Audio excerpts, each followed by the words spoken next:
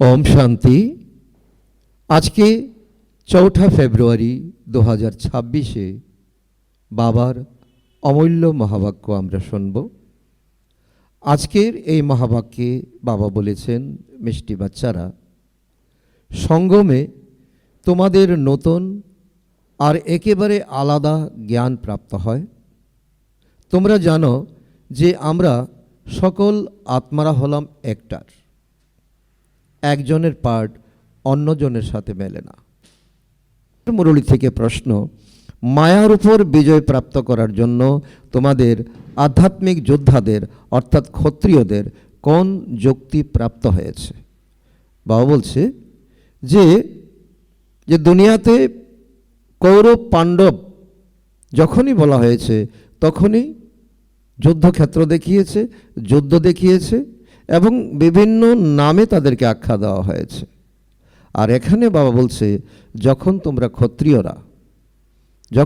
ক্ষত্রিয়রা যোদ্ধারা যখন বিজয় প্রাপ্ত করো, আসলে তোমাদের কোনো মানুষের বিরুদ্ধে নয়, কোনো গোষ্ঠীর বিরুদ্ধে নয়, কোনো দলের বিরুদ্ধে নয়, তোমাদের যুদ্ধ হলো অদৃশ্য মায়ার সঙ্গে। তো সেখানে তোমাদের কোন যুক্তি দেওয়া হয়েছে তোমরা বিজয় প্রাপ্ত করার জন্য? অত্যন্ত গভীর বোঝার মতো বিষয়।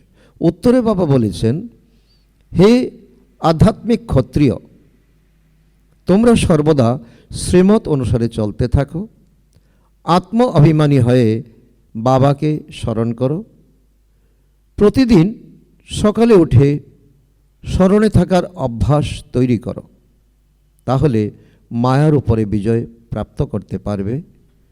উল্টো পাল্টা সংকল্পের থেকে বেঁচে যাবে। স্মরণের মিষ্টি যুক্তি মায়াজেদ বানিয়ে দেবে। তো মিষ্টি মিষ্টি হারানিধি বাচ্চাদের প্রতি মাতা পিতা বাপদাদার স্মরণের স্নেহসমন আর সুপ্রভাত। আত্মাদের পিতা তার আত্মারূপী বাচ্চাদের জানাচ্ছেন নমস্কার। আমরা আত্মারূপী সন্তানরা আমাদের মাতা পিতা বাপদাদাকে জানাই তো স্মরণের স্নেহসমন, সুপ্রভাত, নমস্কার নমস্কার, ধন্যবাদ বাবা, ধন্যবাদ। আজকের মুরলী থেকে ধারণার জন্য মুখ্যসারের প্রথম পয়েন্ট, আত্ম অভিমানী হয়ে এই অসীম জগতের নাটকে হিরো পার্ট প্লে করতে হবে। প্রত্যেক অ্যাক্টরের পার্ট তাদের নিজের। এই জন্য কারো পার্ট দেখে ঈর্ষা করবে না। নাম্বার 2, সকাল সকাল উঠে নিজের সাথে কথা বলতে হবে, অভ্যাস করতে হবে, আমি এই শরীরের কর্ম ইন্দ্রিয় থেকে আলাদা। বাবা তুমি কতই না মিষ্টি, তুমি আমাকে সৃষ্টির আদি মধ্য অন্তের জ্ঞান দিয়ে থাকো। বরদান, বাবার সংস্কারকে নিজের সংস্কার করে তোলা ব্যর্থ বা পুরানো সংস্কার থেকে মুক্ত ভব। বাবার সংস্কারকে নিজের সংস্কার করে তোলা ব্যর্থ বা পুরানো সংস্কার থেকে মুক্ত ভব। যে কোনো ব্যর্থ সংকল্প বা পুরানো সংস্কার দেহ অভিমানের সম্বন্ধ থেকে হয়। আত্মিক স্বরূপের সংস্কার বাবার সমান হবে।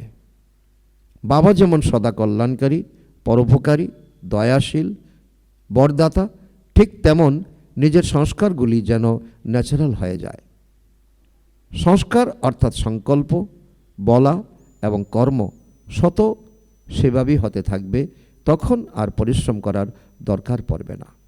আজকের স্লোগান, আত্মিক স্থিতিতে স্থির থেকে নিজের শরীরের দ্বারা কার্য যে করে সেই হলো প্রকৃত পুরুষার্থী।